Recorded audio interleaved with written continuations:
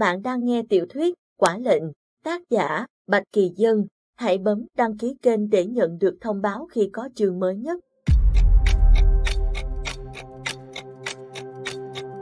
Chương 24, gặp lại. Mã Linh đang xử lý chiếc xe bên phải.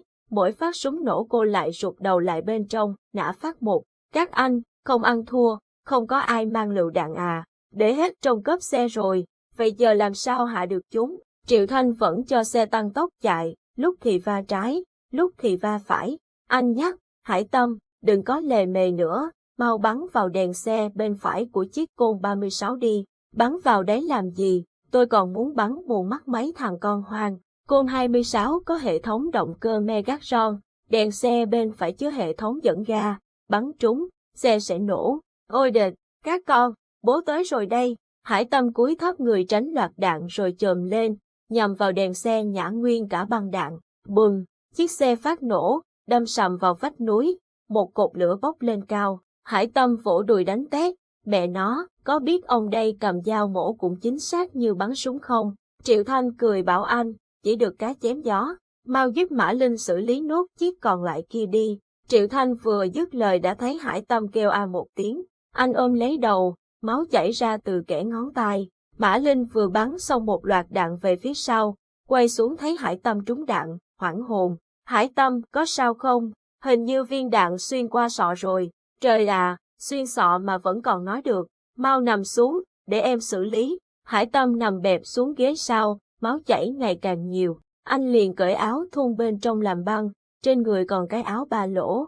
Làm xong mấy việc đó, anh cảm thấy choáng váng, liền nhắm mắt lại. Mã Linh bật xuống chỗ của Hải Tâm, gác nòng súng lên phía sau xe, nhả đạn xối xả khiến chiếc Côn 35 không thể vượt lên trên, cứ thế đánh vòng chữ để tránh đạn. Đường đang xuống dốc, Triệu Thanh đạp ga phóng như bay, chẳng mấy chốc đã tạo được một khoảng cách khá xa. Phía trước thấp thoáng bóng nhà dân, Triệu Thanh hét về phía sau, Mã Linh, sắp đến khu dân cư, cô phải xử lý nhanh kẻo bắn vào dân thường.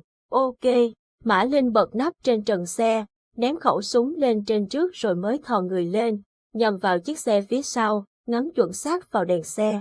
Triệu Thanh, cho xe chậm lại một chút. Ok, cẩn thận không ăn đạn. Mã Linh ở tư thế này, nếu không phải là người ra tay trước và ra tay chuẩn xác thì cô lập tức sẽ trở thành bia tập bắn cho chiếc xe phía sau. Vì thế, khi khoảng cách ngày càng thu hẹp, bàn tay của Mã Linh đã rớm mồ hôi. Phát đạn này bắt buộc phải trúng, nếu không cô coi như đã chết. Cô ước gì lúc này cầm trong tay khẩu corner shot. Mã Linh đợi đúng điểm rơi, bóp cò, bùm, chiếc Côn 36 nổ tung, đâm vào tả ly bên phải đường, bốc lên một ngọn khói. Ngay lập tức cô thu súng, ngồi vào trong xe. Hải Tâm đã ngất đi từ khi nào, miếng băng vải trên đầu thấm ướt một bên. Mã Linh đỡ Hải Tâm lên đùi mình, kiểm tra hơi thở của anh. Triệu Thanh, Hải Tâm bị thương rồi, mau đưa anh ấy đến bệnh viện. Được, còn 50 km nữa là tới Bạch Thành. Nhanh lên, Mã Linh, gọi về cục, báo với Lâm Nhược Hàn. Được, Mã Linh bấm máy gọi Lâm Nhược Hàn, anh ta lập tức bốc máy. Sếp Lâm, chúng tôi đang trên đường tra án, đến Bạch Thành, chúng tôi bị truy sát, có thể gọi tiếp viện giúp chúng tôi không? Hải Tâm bị thương rồi, các cô cậu đang ở đâu? Cách Bạch Thành 50 km, trên quốc lộ 2A. Được, tôi sẽ gọi cảnh sát Bạch Thành ứng cứu ngay. Cảm ơn sếp Lâm. 10 phút sau, tiếng hụ còi ở phía sau, Mã Linh nghĩ chắc có tiếp ứng. Cô liền bảo Triệu Thanh, hình như sếp Lâm gọi tiếp ứng, anh đi chậm lại chút. Được, Triệu Thanh cho xe đi chậm lại. Một lúc sau đã thấy chiếc xe cảnh sát cùng một xe cứu thương chạy phía sau. Anh liền cho xe dừng lại. Bỗng Mã Linh hỏi Triệu Thanh, từ nãy trên đường, chúng ta có thấy đồn cảnh sát hay bệnh viện nào không? Không, vậy hai chiếc xe này từ đâu ra? Mã Linh, cẩn thận. Triệu Thanh hô lớn rồi nhấn ga phóng vọt lên đường. Phía sau một loạt đạn bắn về phía hai người. Mã Linh bắn về phía sau vài phát đạn rồi cúi rạp xuống. Cô chửi thề, mẹ kiếp, Lâm Nhược Hàn, tên khốn, tôi biết ngay mà. Triệu Thanh nghiến răng cho xe lao về phía trước, cắt đuôi bọn chúng. Chạy đến Bạch Thành, Triệu Thanh định cho xe vào bệnh viện thì Mã Linh ngăn lại. Không được, chúng sẽ cho người đến ngay. Tôi sẽ tìm Nhạc Ly, chắc chắn Tống Quy và Diệp Minh cũng ở đó. Cô đi nà, Hải Tâm nhỡ bị trúng đạn sâu thì sao? Đưa về khách sạn ai cứu anh ấy? Diệp Minh sẽ cứu được anh ấy. Hơn nữa, vết đạn chỉ sượt qua thôi. Được rồi, cô là chỉ huy. Mã Linh liền nhanh chóng kiểm tra dấu vết của Nhạc Ly, hiện đã mất dấu truy vết IP. Ngoài ra cô còn bị tường lửa chặn, khiến cho điện thoại bị nhiễu loạn, màn hình tắt ngóm. Mã Linh thở dài bất lực, mẹ kiếp, thôi vào bệnh viện đi, tôi sẽ gác. Vừa nói xong, Mã Linh chợt nhìn thấy một bóng dáng quen thuộc đang xách túi đồ ăn đi lên một con dốc. Cô liền bảo Triệu Thanh dừng xe, đợi tôi một lát. Cô co giò nhảy xuống, đuổi theo người kia. Diệp Minh vừa mua được máy xúc bánh khúc hoa đào, đang quay về khách sạn thì Mã Linh đột ngột xuất hiện trước mặt anh. Trên má, trên tay cô đều có máu của Hải Tâm. Diệp Minh, chúng tôi có người bị thương, nhờ anh cứu giúp. Ở đâu? Diệp Minh không chần chừ, liền hỏi ngay. Mã Linh kéo anh lại chiếc xe đang đổ dưới chân dốc. Tình trạng của chiếc xe cho thấy họ vừa trải qua một trận tranh hùng như trong phim khủng bố. Diệp Minh nhảy vào trong xe, kiểm tra vết thương của Hải Tâm. Viên đạn bắn sượt qua đầu nhưng vết thương khá sâu, cài bay miếng da và mảng tóc của Hải Tâm thành một đường đỏ lựng toàn máu. Diệp Minh áp tay lên vết thương một lúc, thấy đã cầm máu. Anh bảo Mã Linh lấy nước lọc lau rửa quanh vết thương cho Hải Tâm rồi kiếm vải sạch băng lại. Không chảy máu nữa đâu, nhưng vẫn phải trị liệu thêm mới có thể phục hồi. Mau đưa cậu ấy về khách sạn, Diệp Minh nói. Mã Linh nhìn anh, trong lòng ngập tràn cảm xúc khó nói bằng lời. Cô nháy mắt với Triệu Thanh, cầm theo cái gì cần thiết, bỏ xe lại thôi. Triệu Thanh cõng Hải Tâm, Mã Linh khoác mấy chiếc ba lô gồm súng, đạn và vật dụng cá nhân, theo Diệp Minh về khách sạn. Qua sảnh, không ai hay biết có 4 người vừa lọt qua phòng an ninh, đi thẳng lên tầng trên.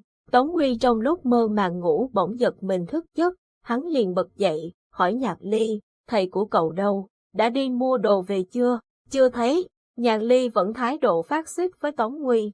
Tống Huy xem đồng hồ, kêu lên, đã đi gần 1 tiếng rồi, liệu có chuyện gì không? Mau gọi điện, thầy dặn khi nào có bất trắc mới gọi thầy. Bộ cậu điên à, giở anh ta có chuyện gì? Tống Huy cảm thấy bồn chồn, rảo quanh phòng mấy phòng, không biết từ khi nào hắn bỗng trở nên lo lắng cho anh ta đến thế, ngay bản thân hắn cũng không nhận ra, giờ cũng biết lo cho thầy cơ đấy. Nhạc Ly vừa gặm máy tính vừa nói mỉa, Tống Huy không thèm chấp với cậu, lục ba lô tìm ra 2 khẩu FV250 nhét vào túi quần, mở cửa. Nhạc Ly nhảy ra, ngăn cậu lại, này, anh đừng có ra ngoài, không chừng người gặp chuyện lại là anh, thầy lại mất công đi tìm, tôi thì mặc xác anh, nhưng không muốn nhìn thầy lao tâm khổ tứ vì anh nữa, biết chưa đồ con lừa. Tống Huy bị Nhạc Ly chặn lại, trong lúc sốt ruột liền ra tay nhanh như chớp, bóp lấy cổ cậu ta, nhấc lên khỏi mặt sàn. Hai chân Nhạc Ly khua loạn xạ trong không khí, mặt cậu đỏ lên, hơi thở gấp gáp. Cậu là ai mà dám cản đường tôi? Chẳng phải các người đã tra ra tôi là sát thủ cấp 3A rồi đó sao? Lâu rồi ông đây chưa được giết người, khôn hồn tránh qua một bên. Nói xong, Tống Huy ném cậu ta sang một bên. Tiểu Hà vẫn ngồi yên trên ghế, quay lưng lại phía 2 tên sinh viên trẻ trâu, gắn tai nghe, nhịp chân theo điệu nhạc. Nhạc Ly ho sặc sụa trước cú bóp sát thủ của Tống Huy, hoảng sợ nhìn hắn. Người này còn trẻ tuổi mà sát ý đến kinh người, nhưng không vì thế mà Nhạc Ly không cản Tống Huy. Cậu lảo đảo tiến đến cái cửa, đứng dựa lưng vào cố thủ. Tôi đã nói, anh không được đi, đợi thầy về, thầy nhất định sẽ an toàn trở về. Tống Huy nóng nảy gào lên, mẹ kiếp, cậu tránh ra cho tôi, Diệp Minh mà có chuyện gì tôi sẽ xẻ thịt cậu. Đúng lúc hai người đang giằng co thì nghe thấy tiếng động bên ngoài. Nhạc Ly, thầy về rồi, mau mở cửa. Tống Huy thở ra một hơi, tim đập loạn. Diệp Minh đứng trước cửa, Nhạc Ly đã mồm năm miệng 10 tố giác Tống Huy. Thầy, anh ta đó, không chịu nghe lời làm loạn, đòi đi tìm thầy. Em cản anh ta còn bị anh ta bóp cổ. Diệp Minh liếc nhìn Tống Huy, thấy mặt hắn đỏ bừng, không nói gì. Tống Huy như kẻ làm chuyện xấu bị bắt quả tang, vùng vằng bỏ vào trong. Nói, ai thèm lo lắng cho anh ta, nói vớ vẩn gì không biết. Cửa rộng mở, Diệp Minh bước hẳn vào trong, theo sau là Triệu Thanh cõng Hải Tâm trên lưng, Mã Linh đeo trên người 3 chiếc ba lô lớn ngụy trang toàn vũ khí. Vừa nhìn thấy Mã Linh, Nhạc Ly giật lùi lại phía sau mấy bước, chỉ là cô. Mã Linh huýt vào người cậu, đi vào trong, vứt đống ba lô súng ống xuống giữa nhà, không trả lời Nhạc Ly. Nhìn thấy Tống Huy đang đứng trong góc nhà, mắt Mã Linh sáng rực, cô lao đến nhảy lên ôm cổ hắn.